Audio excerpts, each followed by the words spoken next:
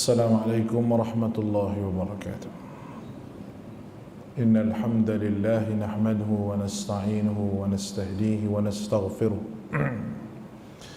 wa nu'minu bihi wa natawakkalu alayhi wa na'udzu billahi min shururi anfusina wa sayyiati a'malina. Man yahdihillahu fala mudilla lahu wa man yudlil fala hadiya lahu. أشهد أن لا إله إلا الله وحده لا شريك له وأشهد أن محمدا عبده ورسوله على الله توكلنا ربنا افتح بيننا وبين قومنا بالحق وأنت خير الفاتحين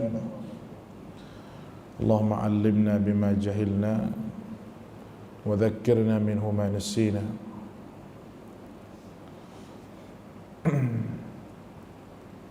Alhamdulillah, pada malam ini kita sambung lagi pengajian tafsir kita.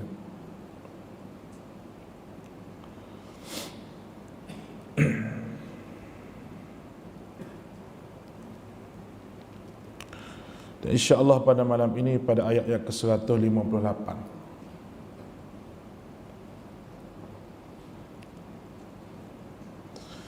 Setelah kita sebut berkenaan dengan amalan-amalan yang kita sebut pada kuliah kita yang lepas, itu berkenaan dengan perubahan arah kiblat dan juga 5 perkara yang disebut sebagai tazkiyatun nafs, iaitu zikir, syukur, sabar, doa. Dan kita telah sebut ayat wasta'inu bis-sabri was-salah. Yang pada malam ini kita masuk pada bahagian tazkiyatun nafs yang akhir, iaitu ta'zim, iaitu membesarkan ataupun mengagungkan syiar-syiar Allah Ta'ala. A'udzubillahi minasyaitonir rajim. Innas safa wal marwata min sya'airillah faman hajjal baita aw i'tamara fala junaha alayhi an yattawafa bihima وَمَنْ تَطَوَّعَ خَيْرًا فَإِنَّ اللَّهَ شَاكِرٌ عَلِيمٌ إِنَّ الَّذِينَ يَكْتُمُونَ مَا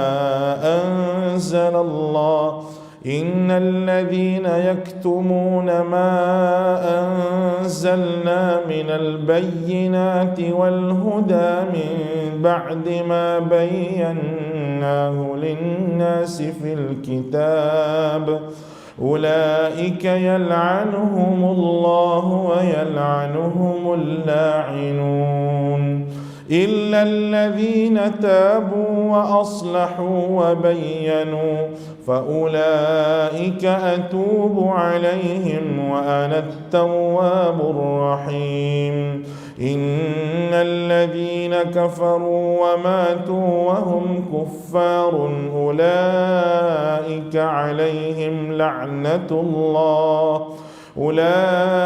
عليهم لعنة الله والملائكة والناس أجمعين خالدين فيها لا يخفف عنهم العذاب ولا هم ينظرون وإلهكم إله واحد لا إله إلا هو الرحمن الرحيم. Baik. Ini adalah tanda ta'zim, iaitu mengagungkan Allah Ta'ala dengan syiar dia iaitu Safa dan juga Marwah. Firman Allah, sesungguhnya Safa dan Marwah sebahagian daripada syiar Allah. Faman hajjal baita aw i'tamara fala junaha alaih. Barang siapa yang beribadah haji ke Baitullah ataupun umrah, maka tidak ada dosa baginya mengerjakan sa'i antara keduanya.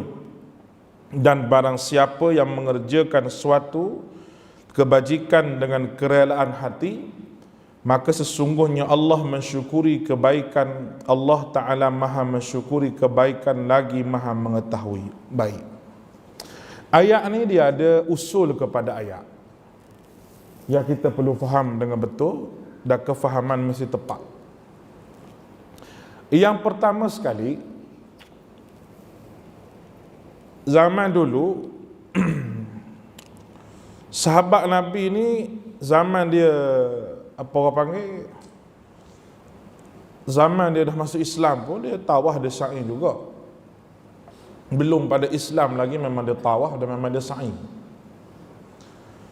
Jadi dia rasa macam ada satu kesyirikan yang berlaku semasa dia sa'i tu. Kerana apa? Masa dia sa'i, dia ada berhala yang besar di antara Safa dengan Marwah itu. Berhala ni asal daripada seorang pasangan lelaki dan perempuan yang bernazar untuk berzina di Baitullah, dalam Baitullah. Ada ulama kata sebelum dia berzina tu Allah Ta'ala jadikan dia batu. Belum sampai lagi nak sampai dekat Baitullah. Ada yang kata dah memang masuk dalam Baitullah tetapi belum berzina lagi. Kedua-dua ni jadi batu. Lalu batu ni disandar pada Baitullah. Dia letak dua gitu. Tujuan sebagai peringatan kepada orang jangan mencemari Baitullah. Elok ke tak? Eloklah. Sebagai peringatan. Tetapi benda tu bukan syariat.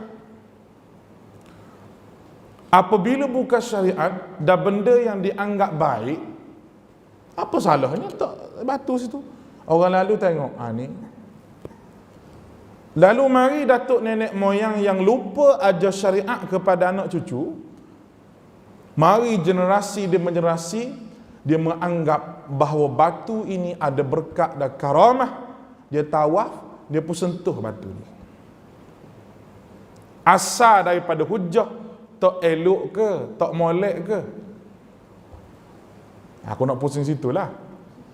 Tu yang sebut tu. Nampak ni? Ni. Apa salahnya? Bukannya dia pergi sembah asal dia. Dia tak sembah. Dia tawaf Baitullah. Cuma dia letak batu dua orang di sini ni, berhala ni, dengan tujuan ingat supaya jangan duk buat ni. Macam dia orang ni, kalau tak sumpah dia batu. Asalnya gitu kan? Tak elok kan? Elok lah. Tetapi benda tu benda bukan syariat. Bukan cara dia nak ingat pada benda dosa buat begitu. Macam orang zaman sekarang, bukan cara dia pakai selipar atas kepala untuk ingat ke Nabi. Boleh sebutir pada ni. Habis pakai redak pada ni. Akhirnya orang akan sembah selipar tu akhirnya. Akhirnya gitu. Lalu musyrikin Mekah dia mesyuarat, dia kata, ganggu ni kalau kita tak sini dua-dua ni. Berhala ni. Kita angkat, dia kata kita usung. Usung, buat naik, satu letak di Safa, satu letak di Marwah. Tu cerita dia. Lalu sahabat pun, Safa dengan Marwah ni memang ibadah daripada zaman dulu lagi. Tiba-tiba ada berhala, mereka risau. Risau, macam mana ada berhala ni? Apabila Nabi duduk di Mekah sendiri, sahabat-sahabat pun ada yang tawaf, semayang Masjidil Haram, walaupun berhala banyak tapi bukan sembah berhala, sembah Allah Ta'ala. Lagu mana sahabat buat tak tahu dah. Jiwa para sahabat tu betul-betul bolak dengan Allah Ta'ala. Bab sa'i, bab umrah, bab tawaf ni begitu juga. Lepas tawaf, sa'i. Dan ada di antara mereka yang sa'i ada berhala, dia rasa tak sedap hati. Rasa tak sedap hati. Kemudian turunlah ayat, Innas Safa wal Marwata min sya'airillah. Sesungguhnya Safa dan Marwah itu adalah syiar daripada syiar-syiar Allah yang tak ada kaitan dengan berhala yang diletak itu, tak ada kaitan. Itu makna dia. Boleh faham ni? Ayat ni biasa kita baca masa kita nak naik bukit sikit, nak pergi ke Safa, betul tak? Atas bukit Safa tu kita baca innas safa wal marwata min sya'airillah. Lepas tu sampai di situ kita kata abda'u bima bada Allahu bih, aku mulakan dengan apa yang dimulakan oleh Allah. Sebagaimana baca riwayat dalam hadis lah Nabi baca. Orang Melayu kita duk ajar sampai situ nawaitu pula sekali lagi. Nah, sahaja aku benda sa'i atau umrah kita, semua benda tak ajar ke Nabi belaka. Jadi itu di antara sifat ta'zim. Ta'zim maknanya salah satu daripada sifat membesarkan Allah Subhanahu wa taala. Fala junaha alaih, dan tidak ada dosa kalau membuat begitu tu. Tak ada dosa pun kalau kamu sa'i di antara dia. Allah Taala sebut di sini faman hajjal baita aw tamara fala junaha ayyat tawafa bihima. Tawaf tu bukan makna tawaf Baitullah tu. Tawaf di antara Safa dengan Marwah. Sebab Safa dengan Marwah ni dia pusing juga. Dia pusing juga, tapi tak sama dengan pusing Baitullah, dia pusing betul gitu. Safa Marwah ni dia pusing, dia mula dengan Safa, berakhir dengan Marwah. Bukan pusing sekali satu balik Safa balik. Ada orang buat begitu. Kita dah sudah umrah apa dah, dia tak sudah lagi. Masa khusus dia tidur. Orang bagi tahu dia buat tahu, dia tak tahu buat tahu. Lah sekali dia 14 kali. Pusing dia hak ni. Satu dia kira, dua balik Safa balik. Sudah mari Safa balik. Kata pak cik baru sudah. Dia kata letih, dia kata. Sedangkan bermula dengan Safa, akhir dengan Marwah. Oleh kerana orang terkemudian tadi tak beritahu pada orang peringkat awal, bukan nak beritahu macam mana benda tak ada dalil. Siapa pergi suruh letak berhala tu di Baitullah, tak ada dalil kan tu. Jadi benda yang tak ada dalil ni orang tak pegang. Benda yang ada dalil ni sampai ke sekarang orang pegang. Benda yang tak ada dalil ni orang tambah sikit-sikit sebab tak ada dalil. Agama ni mana boleh tambah. Kalau benda yang ada dalil orang tak tambah. Solat sebagaimana kita solat ikut Nabi, tak ada tambah apa. Tak ada tambah apa. Sallu kama ra'aitumuni usalli. Semaya sebagaimana mu tengok aku semaya. Nak tambah buat apa lagi sebab Nabi ajar begitu. Tambah-tambah ni benda tak ada dalil. Benda tak ada dalil. Ada orang berhujah, dia kata, dah sahabat tu buat benda tak ada dalil tu macam mana? Sahabat buat dulu, kemudian Rasulullah mengakui. Awak tak tahu ke di antara sunnah itu Nabi akui. Dah sengaja Allah Ta'ala buat begitu kerana nak suruh Nabi akui benda yang dia buat oleh sahabat tu. Kerana sahabat orang terpilih. Sahabat orang terpilih. Walaupun dia kata Nabi tak buat pada mereka awal, dia yang buat. Betul, tapi Nabi mengakui dia buat. Berarti benda tu boleh. Sebab apa Allah Ta'ala buat begitu? Sebab Allah Ta'ala nak beritahu aturan dia begitu untuk Nabi SAW. Kita dah buat benda baru ni, siapa nak akui? Tak ada orang nak akui. Maka benda tu tak betul. Qiyas yang tidak tepat dengan keadaan tak kena. Oleh kerana sahabat tu dia buat walaupun Nabi tak buat, nescaya kita boleh buat. Siapa nak akui mu buat? Siapa nak akui? Sekarang ni orang mati tahlil, orang mati tahlil. Esok-esok orang mati orang buat apa pun tak tahu. Ni asal dia tak berhala situ je, tujuan untuk ingat bahawa ni perbuatan jahat. Jangan duk buat macam dua orang ni. Dua orang tu jahat. Betul ke tak? Betul. Dari sudut logik akalnya betul. Oleh kerana itu bukan cara untuk mengingati dosa. Bukan dalil daripada Quran. Bukan dalil daripada Allah Ta'ala. Nabi-Nabi pun tak ada ajar sebelum daripada itu. Bukan cara dia begitu. Last sekali jadi sembah berhala. Last sekali sembah berhala. Allahu Akbar. Minta jauh lah daripada benda bid'ah. Inilah saya sebut bahawa benda syariat yang direka ini last sekali mesti jadi syirik. Kalau peganglah kata-kata saya ni, tanda berapa bulan saya bercakap, pukul berapa saya bercakap. Tanda. Benda yang dibuat dan diada-adakan ini last sekali dia mesti berjumpa dengan syirik.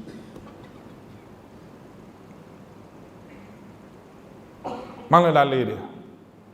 Dalil hak zaman sekarang ni, kalau kita tengok tak, senang je. Orang pergi tunggu di kubur, baca Quran di kubur, mungkin sini tak ada. Untuk si mati apa semua sekali. Salah ke baca Quran untuk si mati? Kita kata tak salah. Tapi apa nama kerja awak pergi baca kat kubur tu, siapa dia ajar? Siapa dia ajar? Dia melibatkan kepercayaan.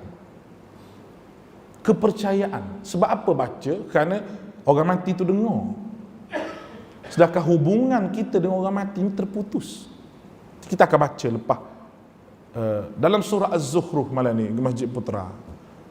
Ayat mula-mula nombor 6 tu memang dia cerita bab ni. Bab bahawa hubungan kita dengan orang mati, ruh tu macam mana. Walaupun ada hak kata hak dengar, tapi dia hanyalah khabar ahad sahaja. Kalau kau ngaji hadis, dia bukan mutawatir daripada Quran. Quran ni mutawatir. Bila bertemu dengan hadis kita kena tolak khabar ini. Jadi kita akan faham benda tu. Tapi saya nak sebut bahawa benda itu permulaan yang Nabi tak buat, tiba-tiba kita buat, yang kita sebut sebagai bid'ah, berakhir dengan syirik lah sekali. Orang letak capa atas kepala. Mula-mula tak capa. Mula-mula keluar capa Nabi ni, saya lah orang marah sekali. Marah begini, kata apa salahnya lah hujah dia. Nak bagi hujah tak boleh. Lah sekali sekarang ni tuan-tuan, di masjid-masjid ada dah kontraktor yang buat apa ni orang panggil, buat projek siapa nak lakar kacapan Nabi depan. Ada dah. Tak boleh pergi masjid, saya boleh tunjuk di mana. Ada yang buat shilling kapur atas tu betul-betul gambar capan Nabi. Atas tu. Ada yang buat depan ni, mihrab dia ni bentuk capan Nabi. Ada yang buat capan Nabi tu pula rendam dengan minyak wangi untuk letaklah kereta. Kerana dapat berkat daripada Allah Ta'ala. Memang kalau naik kereta tu memang tak aksiden lah, kira hidup lah, tak mampu lah kira. Mana orang mati-mati tu semua tak letak capan Nabi belaka tu. Dia kira gitu. Itu melibatkan kepercayaan. Melibatkan mudarat dan takdir, baik buruk mari pada Allah, bukan mari pada benda tu. Betul atau tidak saya kata, bermula dengan begitu, akhir dengan syirik. Betul. Sebagaimana ayat kita baca ni. Kalau orang baca ayat ni betul-betul, nampak macam Allah Ta'ala cerita Safa dengan Marwah. Tapi dia ada cerita di sebalik daripada tu. Itu syarah yang sempat saya baca daripada Syah Waliullah Ad-Dahlawi. Memang Syah Waliullah ni memang hebat. Memang hebat. Allah Ta'ala beri ilmu kepada dia amat-amat luar biasa, sehingga dia boleh tadabbur dan keluar benda-benda begitu. Yang saya rasa tuan-tuan pun tak pernah dengar. Dan saya pun baca. Berlainan dengan tafsir-tafsir yang lain. Berlainan dengan pendapat-pendapat yang lain. Sebab itu, saya sebut sekali lagi bahawa kaedah kita ni, kita nak ambil tafsir ni, kita nak tadabbur biar kena dengan keadaan semasa kita. Kerana dakwah ini sifat dia berubah, tapi syariat tu tak berubah. Dakwah ni sifat dia berubah. Kerana kita berhadapan dengan golongan yang macam-macam atas muka dunia ni, tapi syariat itu tidak berubah. Skill dakwah itu berubah. Orang yang berdakwah mengikut skill yang betul tidak lari daripada syariat. Kita jangan duk katalah kita kena ubah agama ni. Mana boleh ubah agama ni? Agama sifat tetap, tapi cara kita nak faham agama tu mungkin berlainan. Orang duk kalut, duk saya bawa Bible, saya bawa Bible lagi ni begini, duk kalut sangat saya bawa Bible. Bible tu benda tak betul. Benda tak betul. Tuan-tuan, tak maaf lah saya sebut. Pendakwah pada hari ni nak duduklah keadaan zon selesa. Dan malah buat kerja Nabi hak sebenar. Kebanyakan. Kita nak suruh nampak adilnya Islam. Baik. Negara demokrasi ni menjunjung keadilan. Dia nak selit sikit biar tuan-tuan nampak. Menjunjung keadilan. Demokrasi kata dia menjunjung keadilan. Baik, kita terima. Sebab semua negara ni guna kaedah demokrasi, kaedah yang paling selamat. Dia panggil muwajjah silmiyah, daripada pertumpahan darah. Walaupun demokrasi itu acuan daripada barat. Boleh faham tak ni? Baik. Kita pergi dakwah pada London, Filipina, semua ada pusat-pusat Islam. Dan mereka tak marah untuk kita dakwah Islam. Hatta di Perancis, masjid banyak. Tiba-tiba bila Kristian nak mari dakwah di Malaysia semua, kata tak boleh. Lalu orang buka Islam sebut pada kita, dia kata awak Islam tak adil. Kerana saya beri awak dakwah agama awak tempat saya, kenapa awak tak beri dakwah agama saya tempat awak? Mana kata Islam menjunjung keadilan?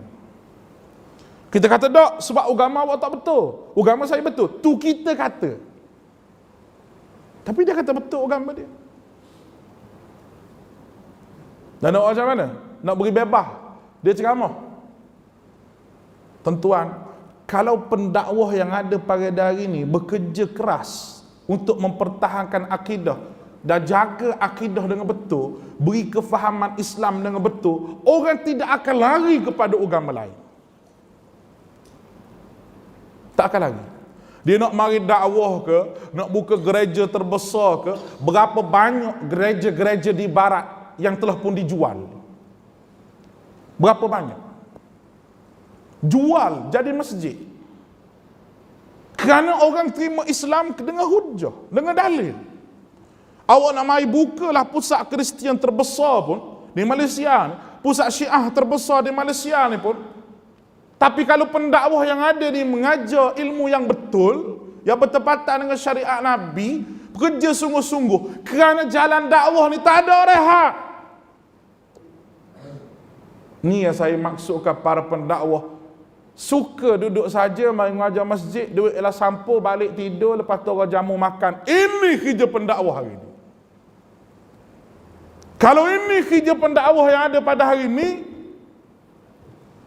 Islam yang kita nak sebar ni hanya skop yang kecil saja. Dia tak pergi luas.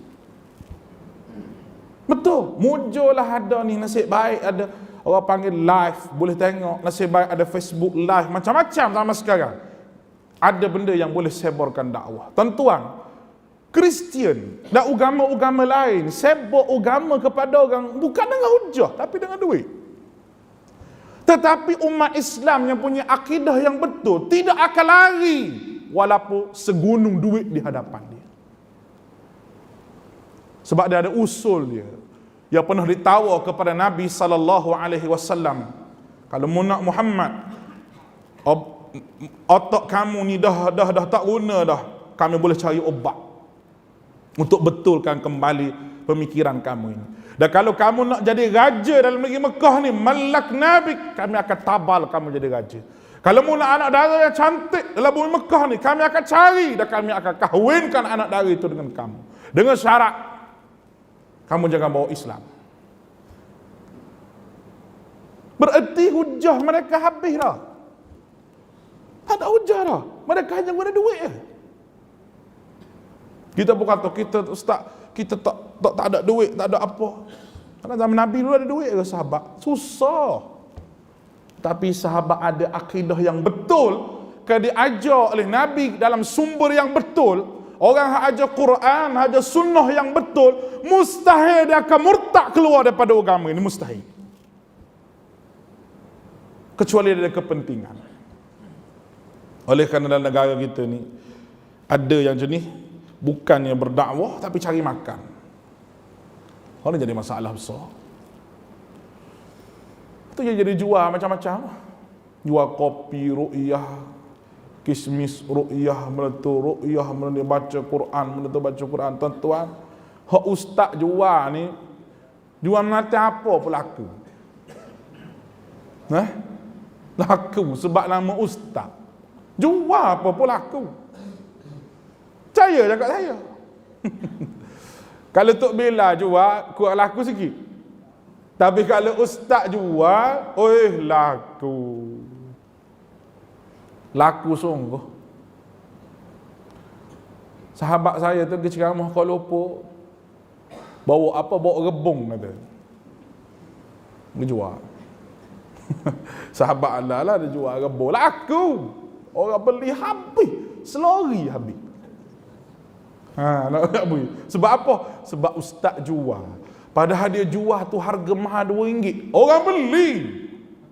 Ustaz. Kalau begitulah jiwa pendakwah nak senang.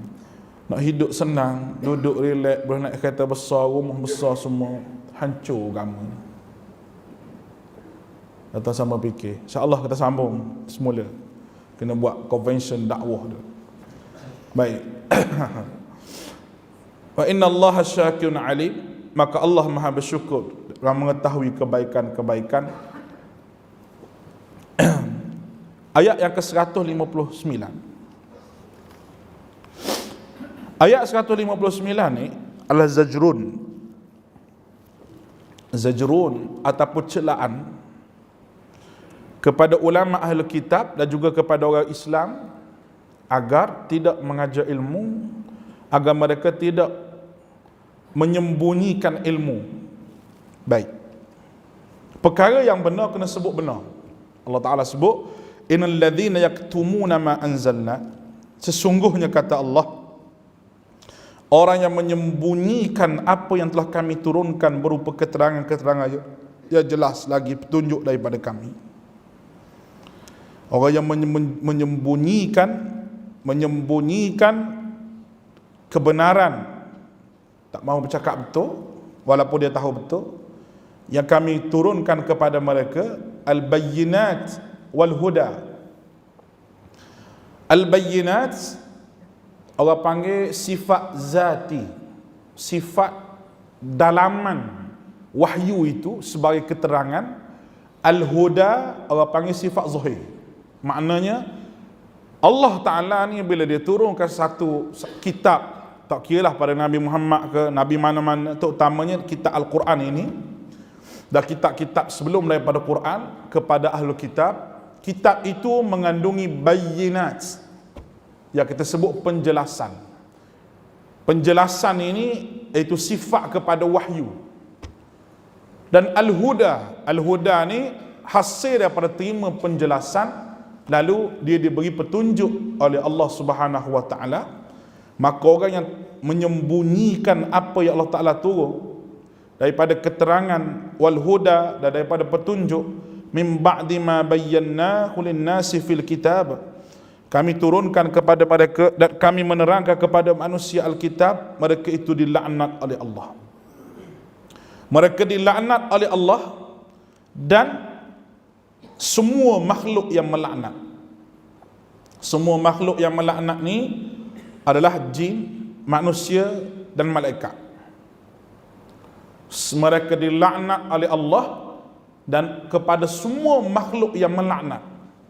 Maka bukan laknat Allah Ta'ala saja mereka menerima ni, tapi semua makhluk yang melaknat, jin, manusia dan juga malaikat.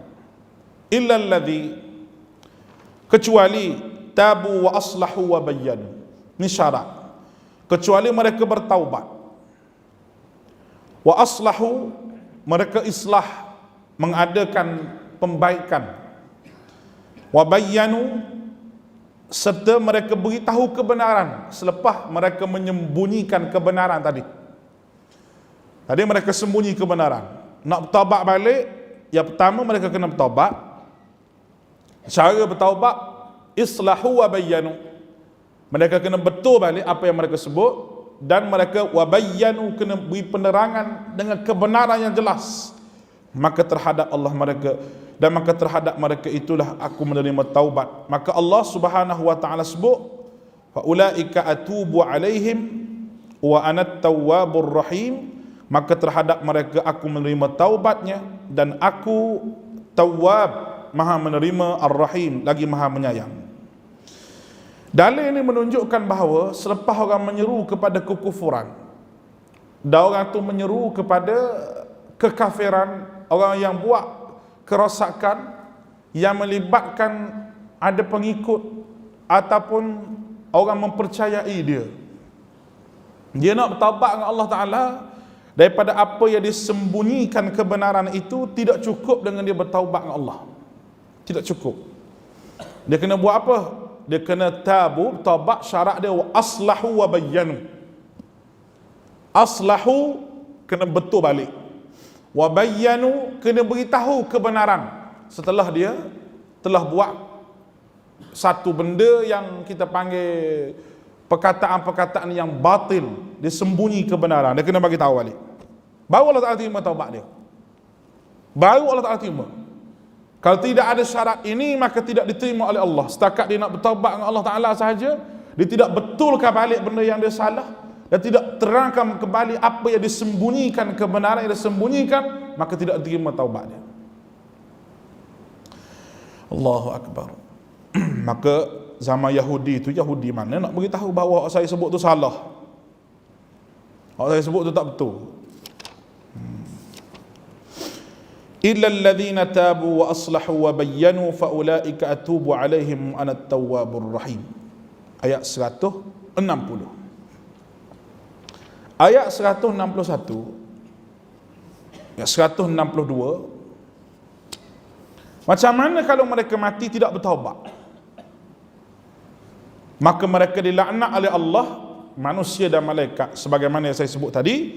Innal ladzina kafaru, dan mereka yang kufur, tidak mahu kepada kebenaran dan menyebarkan kebatilan tadi, menyembunyikan kebenaran.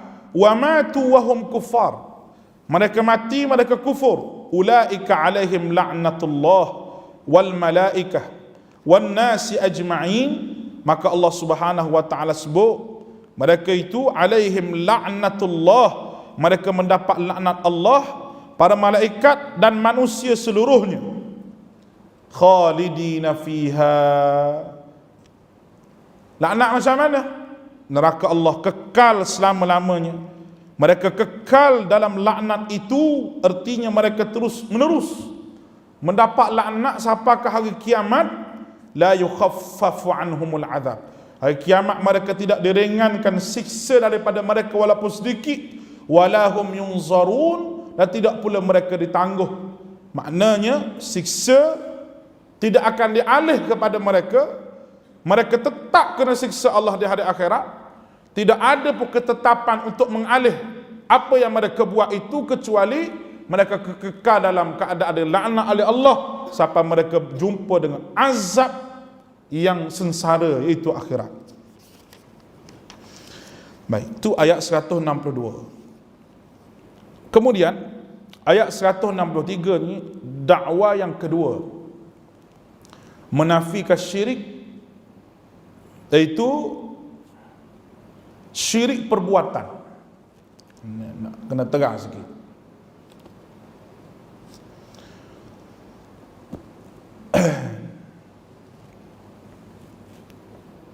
Tuan-tuan semua, syirik ni ada jenis i'tiqadi,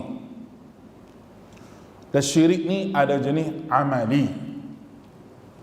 Syirik i'tiqad adalah syirik yang disebut dalam surah Baqarah ni, boleh kata daripada ayat yang pertama sampai belakang sampai kita baca ni, i'tiqad, jenis i'tiqad, jenis kepercayaan. Syirik amali ni, syirik jenis perbuatan. Lalu Allah Subhanahu wa taala sebut dalil menafikan syirik ini. Hanya Allah lah tempat pergantungan hati, sama ada kecil ataupun besar, masalah berat ataupun masalah ringan. Dengan firman Allah Ta'ala, wa ilahukum ilahu wahid, dialah Allah, ilah yang maha esa dan tidak ada yang berhak yang disembah melainkan dia. Ilahu wahid, Tuhan yang satu, maha pemurah. War-Rahmanur Rahim, dialah yang amat pemurah lagi amat penyayang.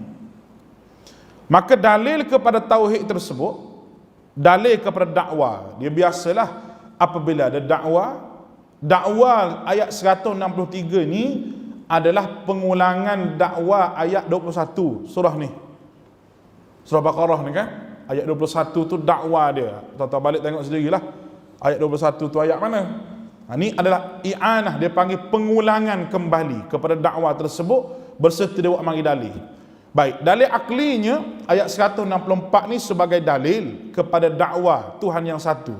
Firman Allah, Inna fi khalqis samawati wal ardi wa ikhtilafil laili wan nahar wal fulki allati tajri fil bahri bima yanfa'un nas wa ma anzala Allahu minas samai min ma'in fa ahya bihil arda ba'da mautiha وبث فيها من كل دابة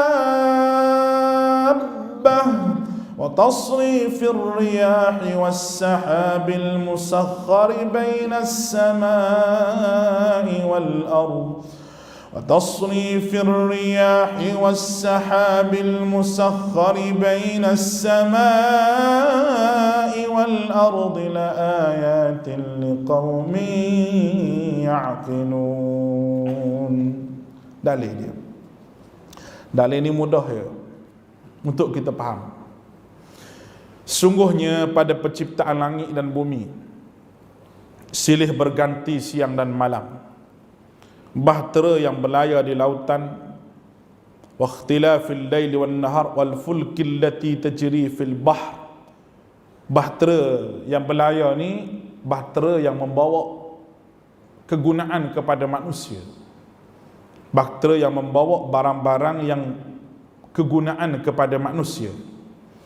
Apa yang Allah turunkan daripada langit berupa air, lalu dengan air itu dia hidupkan bumi yang mati kering, dan dia sebarkan di muka bumi ini segala jenis haiwan dan angin dan juga awan, angin yang bertiup, awan, dan dikendalikan antara langit dan bumi ini.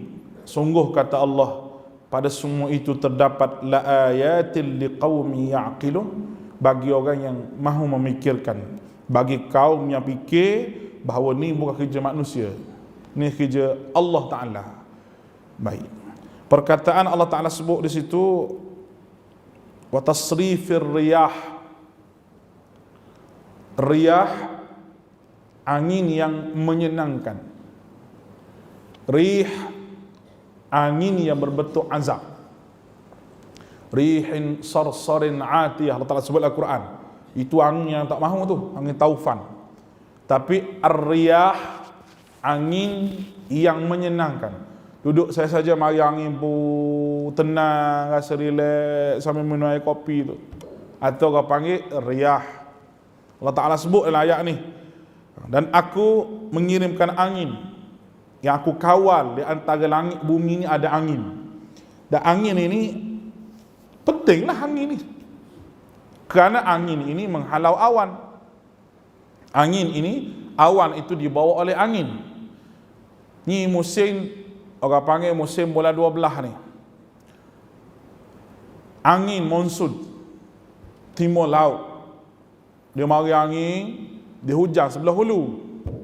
Hujan sebelah hulu, air tu turun daripada hulu tu, dia turun. Kawasan rendah-rendah tu banjir semua. Di pantai dia tak hujan, sikit-sikit hujan.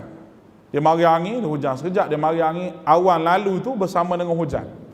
Jadi projek ni bukan projek kerajaan. Projek ni projek Allah Ta'ala. Yang tak boleh orang nak mengaku. Dah jadi Fir'aun lah, mengaku jangan. Sebab Fir'aun mengaku semua ni sungai-sungai di Mesir ni aku yang alirkan. Bolehlah Fir'aun nak mengaku sebab dia buat parit. Tapi siapa dia waktu hujan ni, Fir'aun? Senyap tak nak jawab. Bila senyap tak nak jawab, aku Tuhan yang tinggi sekali, mengaku. Bahasa Fir'aun. Ada zaman lain yang kita pakai tapau sikit, suara peng.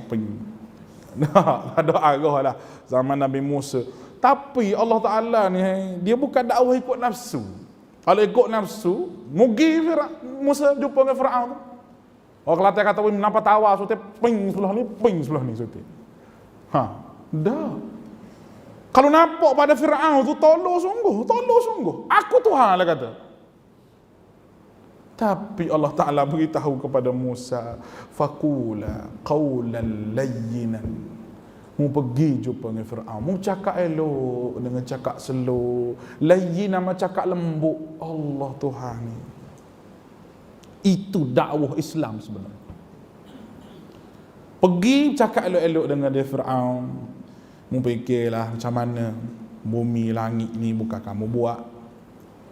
Suruh bercakap gitu dengan Fir'aun. Fir'aun ni mengaku dia Tuhan. Ada Nabi Musa kata, Allah Ta'ala beritahu Nabi Musa, Musa pergi jumpa Fir'aun, bunuh Fir'aun tu yang mampu buat bumi. Tak ada. Tidak ada peluang. Allah Ta'ala tak tahu ke bahawa Fir'aun tutup pintu hati? Memang Tuhan Maha tahu. Tapi tugas dakwah ni mungkin lagi. Jangan menghukum orang. Yang kata, malah pergi Fir'aun tu tak dia apa dah. Pergi pun tutup pintu hati dah. Pergi pun tak beriman. Jangan. Bukan tugas kamu untuk menutup pintu hati orang. Tugas kamu dakwah, wahai Musa. Cakap dengan dia betul-betul. Mudah-mudahan dia dapat hidayah. Padahal Tuhan tahu memang Tuhan nak matikan Fir'aun. Mampu Fir'aun bersama dengan bala tentera dalam laut tu. Tapi faqula qawlan layyinan. Allahu Akbar. Itu dakwah sebenarnya. Itu dakwah. Ayat 164. Ayat 165 adalah zajrun. Baik, zajrun macam mana? Satu benda kita ni jadikan benda yang halal, kita jangan buat syariat sendiri. Yang pertama, kerana kita telah pinjam, orang panggil pinjam tugas Allah Subhanahu wa taala. Dan di sini ada kasih yang dilarang, kasih sayang dan yang dilarang, dan kasih sayang yang disuruh. Kasih sayang dipanggil apa? Dipanggil mahabbah. Dia panggil mahabbah. Kalau tengok dalam kitab tafsir kita tu, Mutiara Quran tu, nota di bawah sekali tu, 4 jenis mahabbah disebut. Ada tak bawah tu? 4 jenis mahabbah. Mahabbah syirik, lalu kecintaan pada patung-patung berhala daripada satu disembah selain Allah. Yang kedua, mahabbah yang diharamkan, yang mencintai kebatilan daripada pelakunya, serta sesuatu yang dibenci oleh Allah, juga membenci kebenaran dan para pelakunya, serta yang dicintai oleh Allah. Yang ketiga, mahabbah al-thab'iyah, iaitu cinta kepada harta, anak-anak.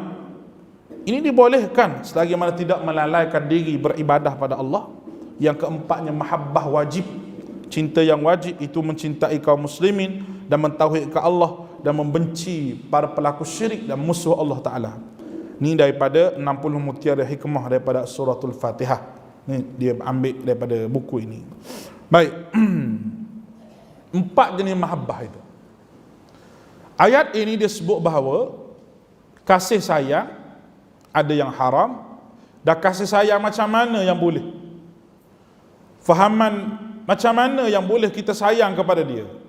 Wa minan nasi man yattakhidhu min dunillahi andadan yuhibbunahum ka hubbillah walladzina amanu ashaddu hubban lillah ولو يرى الذين ظلموا إذ يرون العذاب أن القوة لله جميعا وأن الله شديد العذاب إذ تبرأ الذين اتبعوا من الذين اتبعوا ورأوا العذاب وتقطعت بهم الأسباب وقال الذين اتبعوا لو أن لنا كرة فنتبرأ منهم كما تبرؤوا منا كذلك يريهم الله أعمالهم حسرات عليهم وما هم بخارجين من النار. Orang kita ayat ni dia kata ayat pengasih, dia kata. Duk baca juga, suruh suami sayang, suruh isteri sayang, suruh orang sayang.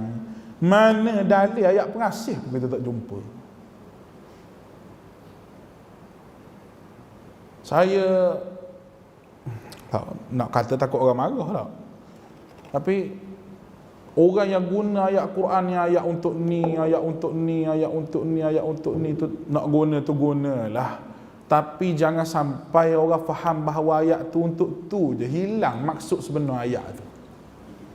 Jangan. Ayat ni untuk sakit orak. Ayat ni untuk pening kepala. Baca kita sakit orak, pening kepala. Cerita hak Tuhan nak sebut dalam ayat tu, tak tahu dah. Dia pakai sakit kepala baca ni. Nak anak segak, baca surah Yusuf, dia kata. Dia ambil hak segak tu je, dia tak ambil kisah surah Yusuf ni daripada awal sampai ke akhir mengenai dengan sabar. Sabar sehingga berjaya. Nak anak perempuan, baca surah Maryam. Dia tak tahu Tuhan nak cerita apa Maryam ni. Betul-betul Tuhan nak jawab bab syirik lah surah Maryam. Hilang. Memang tak mengaji tafsir dengan betul, memang jadi begitulah. Dan jadi gitu. Baca juga surah Yusuf, baca juga surah Yusuf masa mengandung nak anak segak. Kalau mak dia tu hidup mancung, ayah dia tu hidup mancung, anak tu hidup mancung lah. Keluar main hidung tu, boleh sakut baju. Tak. Tapi kalau ayah dia hidung tak berapa mancung, mak dia pun lebih kurang gitu juga. Keluar anak pun begitulah. Kalau ayah tu putih, mak dia putih, anak pun mesti putih. Ayah dia gelap sikit, mak dia pun tak apa gelap sangat. Keluar anak sawa-sawa matang gitu. Genetik. Orang ngaji apa orang panggil, ngaji fizik. Genetik ni dia tahulah macam mana genetik daripada mak ayah dia ni. Kalau ada orang yang adik-beradik dia kembar, lah sekali jadi kembar dia ada baka dia yang kembar. Mesti ada bak genetik dia kata. Macam orang kecil manis lah. Nyakit kecil manis lah tak? Pergi kat doktor apa cik kecil manis ni, dia mesti tanya, keluarga dia kecil manis tak? Betul tak? Dia tanya soalan tu. Kerana genetik. Keluarga saya tak ada kecil manis, takut bini ada dia. Oh, takut bini tak ada obat lah. Takut bini tak ada obat. Kecil manis ada obat. Baik. Wa minan nas, dan di antara manusia ada yang menyembah. Wa minan nasi may yattakhidhu, ada yang mengambil. Yattakhidhu makna orang yang menyembah, mengambil daripada sudut i'tiqad, min dunillahi andadan, ambil selain daripada Allah, mereka cintainya sebagaimana mereka mencintai Allah. Allah yang beri kita makan, beri kita minum, mengaturkan segala-gala tadi melalui dalil nakli yang kita baca, inna fi khalqis samawati wal ardh, ayat depan tadi, tu kerja Allah.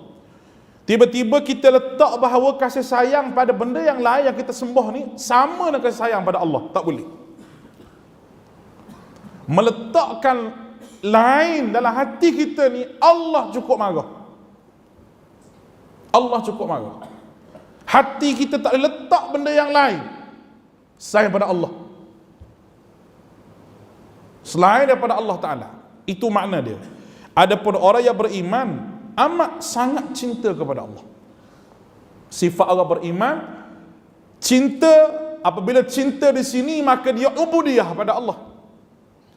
Kerana orang yang bercinta ni, dia akan sanggup berkorban apa sahaja untuk orang yang dicinta. Mesti begitu keadaan dia. Kalau orang yang cinta, orang yang sayang isteri dia, Sayang isteri dia. Isteri nak apa mesti dia rasa kalau tak boleh tunai hajat isteri tu mesti dia rasa tak seronok hidup. Sebab dia sayang pada isteri dia. Tu pun tinggal juga. Walaupun sayang ke isteri, sayang ke suami gitu juga. Sayang kepada suami, habislah sayang suami ni, dah sedar kahwin lain. Nampak ni? Sebab itu kasih sayang di antara kita ini hanya hukum dia, harus je. Boleh kita sayang, tapi saya selalu ingatkan tuan-tuan bahawa kasih sayang ini milik Allah. Yang sebenarnya milik Allah. Kasih sayang pada manusia ini benda yang tak kekal. Kerana dunia ini hanyalah untuk dinikmati saja, bukan dunia ini untuk kita miliki. Siapa yang tahu muka dunia ni? Bini kita ni bukan milik kita. Suami kita ni bukan milik kita. Sebab tu kalau bini mati tak sedih sangatlah. Kalau suami mati ataupun menikah lain, nak macam mana? Tak sedih sangat. Marah tu marah. Apa muka lain perempuan belakang. Jangan marahlah. Tu saya nak sebut bahawa dunia ini bukan kita milik. Kadang-kadang benda yang kereta kita kadang-kadang hilang. Rumah kita terbakar. Kadang bukan milik kita. Orang yang meletakkan kecintaan kepada Allah, sifat orang mukmin. Dan seandainya orang-orang yang berbuat zalim itu mengetahui ketika mereka melihat siksa, azab siksa pada hari kiamat, bahawa kekuatan itu kepunyaan Allah semuanya, dan Allah amat bersifat, Allah amat berat siksanya, nescaya mereka menyesal. Iaitu ketika orang yang diikuti, baik. Allah Ta'ala sebut, kalau mereka boleh lihat azab, kalau mereka boleh lihat,